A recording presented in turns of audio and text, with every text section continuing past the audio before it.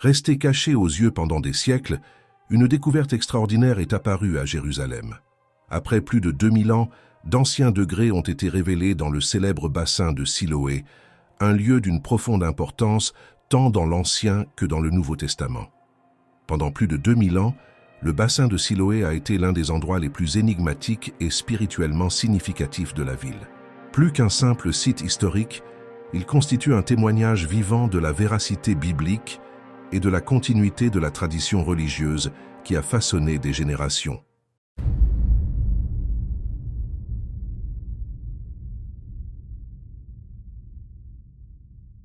Abertura enfoui sous des couches de terre et des siècles de silence, le site a récemment révélé des découvertes qui ont résonné dans le monde entier. Ce qui a été trouvé confirme directement des récits consignés dans les Écritures il y a des milliers d'années. Il ne s'agit pas seulement d'archéologie, mais d'une preuve historique qui dialogue avec la prophétie et se manifeste sous nos yeux, renforçant le lien entre le récit sacré et la réalité matérielle. Le bassin de Siloé est largement connu pour le miracle décrit au chapitre 9 de l'Évangile selon Jean, la guérison de l'homme aveugle de naissance. Jésus rencontra un homme qu'il n'avait jamais vu. Interrogé par les disciples pour savoir si la cécité résultait du péché, il répondit que ce n'était pas le cas, mais que les œuvres de Dieu devaient se manifester en lui. Ensuite, il cracha à terre, fit de la boue, l'appliqua sur les yeux de l'homme et ordonna « Va te laver au bassin de Siloé ». L'homme obéit, descendit jusqu'au bassin, se lava et pour la première fois de sa vie, se mit à voir. Cet événement marqua non seulement la restauration physique de la vue, mais aussi un signe spirituel destiné à révéler l'identité et la mission du Christ. Pendant des siècles, des critiques ont ridiculisé ce récit, affirmant que le bassin n'existait pas, que l'Évangile avait été rédigé tardivement et que le miracle était une invention littéraire. Toutefois, en l'an 2004, tout changea. Des ouvriers qui effectuaient des réparations sur une conduite sur le versant sud de la cité de David découvrirent des marches de pierre. Des archéologues furent appelés et en retirant la terre, ils mirent au jour un large escalier menant à un grand réservoir.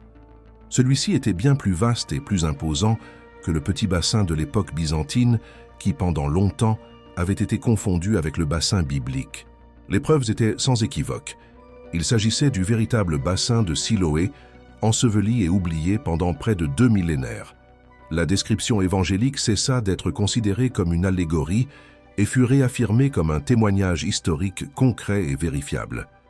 Pour comprendre l'origine du bassin, il faut remonter à environ 700 ans avant Jésus-Christ, au règne du roi Ézéchias. Jérusalem faisait face à la menace de l'Empire assyrien, sous le commandement de Sennachérib, qui conquérissait les villes successivement et imposait sa domination avec rigueur. La principale source d'eau de la ville, la source de Gihon, se trouvait hors des murailles, vulnérable à l'ennemi. Si elle avait été capturée, la ville aurait succombé rapidement par manque d'approvisionnement en eau. Ézéchias ordonna alors le creusement d'un tunnel à travers la roche solide d'environ 1750 pieds de longueur, afin de conduire les eaux de la source en toute sécurité à l'intérieur de la ville.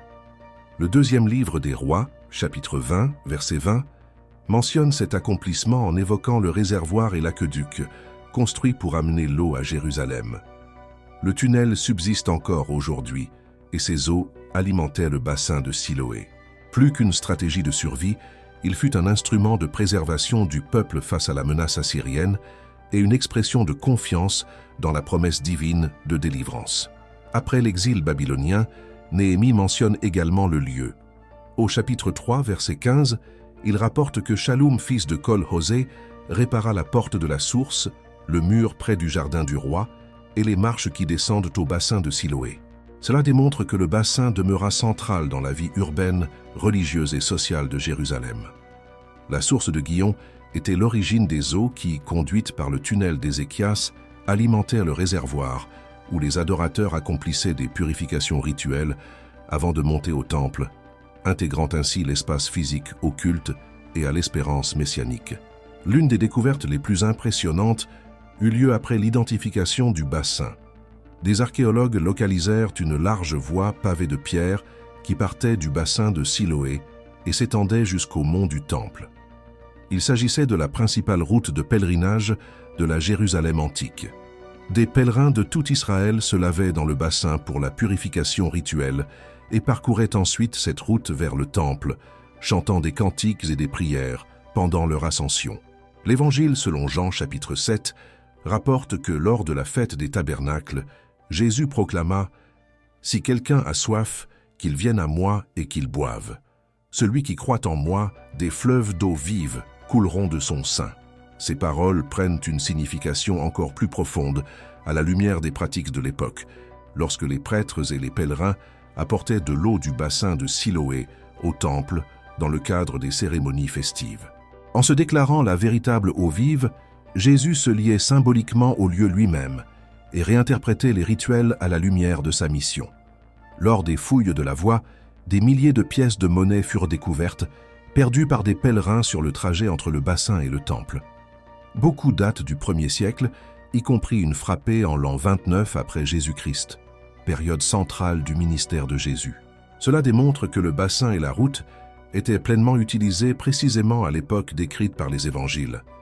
Ainsi, les récits bibliques se révèlent enracinés dans des lieux, des temps et des personnages historiques réels, écartant l'hypothèse de construction symbolique tardive. Pendant des années, des critiques ont nié l'existence du bassin de Siloé, qualifiant le miracle de la guérison de l'aveugle d'invention et les pratiques de pèlerinage d'exagération. Toutefois, les preuves archéologiques, les marches monumentales, la route pavée et les pièces datées confirment l'historicité du cadre décrit dans les Écritures. Le bassin est réel, tout comme le contexte dans lequel le miracle s'est produit, renforçant le dialogue entre la foi et la recherche scientifique. Le bassin de Siloé fut un lieu de vie et de vision. Au jour d'Ézéchias, ces eaux contribuèrent à préserver Jérusalem de la menace assyrienne. Au temps de Jésus, il devint le lieu de l'ouverture des yeux d'un aveugle, révélant la lumière divine au milieu des ténèbres. De nos jours, sa redécouverte projette une nouvelle lumière sur la fiabilité historique du texte biblique et met au défi le scepticisme contemporain. Dans l'Évangile selon Jean chapitre 9, verset 5, Jésus déclare « Tant que je suis dans le monde, je suis la lumière du monde. » Le bassin demeure comme un témoignage silencieux de cette affirmation. Ce qui était resté caché pendant près de 2000 ans est désormais revenu à la lumière. Le bassin de Siloé, avec ses marches monumentales, la route qui le relie au temple, les pièces de monnaie de l'époque du Christ et ses liens avec Ézéchias, Néhémie et les prophètes, réaffirment la cohérence historique des Écritures. Plus qu'une découverte archéologique, il s'agit de la confirmation que le message de l'Évangile est fermement ancré dans l'histoire. C'est le témoignage que Jésus-Christ, l'eau vive, continue d'ouvrir les yeux des aveugles, tant au sens physique que spirituel, invitant chaque génération à reconnaître la vérité révélée. Merci d'avoir regardé. Pendant que vous êtes ici, n'oubliez pas d'aimer et de vous abonner à la chaîne, et cliquez sur l'une des vidéos recommandées à l'écran pour découvrir davantage d'informations incroyables. À bientôt!